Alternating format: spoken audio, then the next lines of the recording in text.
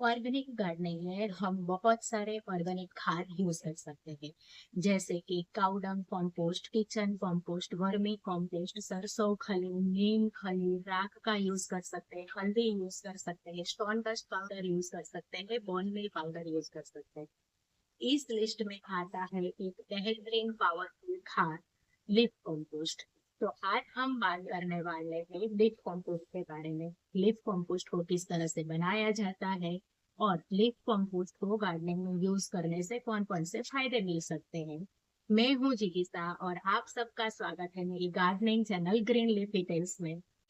क्या आपने सोचा है जंगल इतने हरे भरे क्यों होते हैं? ना तो हम खाद देने जाते हैं, ना ही पानी देने, ना तो सीड डालने, फिर भी जंगल में इतनी हरियाली क्यों होती है?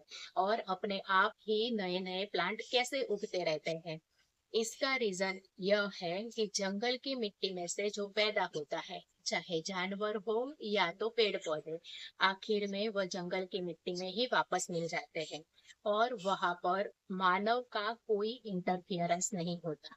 पेड़ पौधे से जो भी सूखे पत्ते गिरते रहते हैं वह मिट्टी में मिलते रहते हैं और एक बेहतरीन खाद अपने आप ही एक साइकिल के दौर में बनती रहती है और जंगल की मिट्टी को रिच, ऑर्गेनिक और फर्टाइल बनाती है। ऑर्गेनिक गार्डनिंग में इसलिए हमें भी यूज करना चाहिए लीफ कंपोस्ट यानी सूखे पत्तों की खाद का। लीफ कंपोस्ट बनाने के लिए हमें ज्यादा कुछ चीजों की जरूरत नहीं है, सिर्फ चाहिए तीन चीजें: सूखे पत्ते, थोड़ा सा पानी और लीफ कंपोस्ट बनाने के लिए कोई कंटेनर। आप ले सकते हो कोई बड़ा सा ड्रम या तो बोरी। सूखे पत्ते हमें मिल जाएंगे हमारे आसपास के बाग बगीचों से।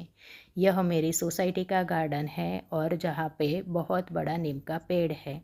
नीचे गार्डन में बहुत सारे नीम के सूखे पत्ते गिरे हुए हैं जिनको मैं अक्सर कलेक्ट करके ले जाती हूँ। मुझे अच्छी खासी मात्रा में सूखे पत्ते अपनी सोसाइटी की गार्डन से ही मिल जाते हैं। यहाँ पर फूल गिरे हुए हैं और दूसरे पेड़ के पत्ते गिरे हैं। मैं हर तरह के पत्ते कलेक्ट करती रहती हूँ लीफ कंपोस्ट बनाने के लिए। लीफ कंपोस्ट बनाने की प्रोसीजर बहुत ही सिंपल है। आपको ड्रम और बोरी में पत्ते भरकर रख देना है, ड्रम को कवर कर लेना है, बोरी को डोरी से बांध कर रखना है। हो सके तो 15-20 दिनों की गैप में मिक्स करना है पत्तों को और थोड़ा पानी का छिंटकाव करना है। मॉइस्चर की वजह से कंपोस्टिंग फास्ट होती है। यहाँ पर मैंने कुछ बोरियां भर कर रखी है लीफ कंपोस्ट बनाने के लिए। अब जान लेते हैं लीफ कंपोस्ट बनने में कितना समय लगता है। लीफ कंपोस्टिंग एक लंबी प्रोसीजर है। सूखे पत्तों को डिकम्पोस्ट होने में ज्यादा समय लगता है। पूरा कंप्लीट डिकम्पोजिशन हो जाए और एक बेहतरीन खाद रेडी हो जाए, इसमें लग सकता है आपको 8 से 10 महीनों तक का समय। एक अच्छा ऑल्टरनेटिव है लिफ कंपोस्टिंग का जो ज्यादातर टेरेस गार्डनर अपनी गार्डनिंग में इस्तेमाल करते हैं, वह है सूखे पत्तों का यूज करना गमले या ग्रो बैग भरने में। आधे से ज्यादा कंटेनर सूखे पत्तों से पहले हम भर देते हैं और बाद में ऊपर मोटी thick layer potting soil mix की डाल देते हैं और जो भी वेजिटेबल प्लांट हमें लगाना होता है वो लगा देते हैं। जब हमारा पौधा खत्म हो जाएगा और कंटेनर की मिट्टी को हम खाली करेंगे तो नीचे हमें बनी हुई रेडी लिफ कंपोस्ट मिल जाती है।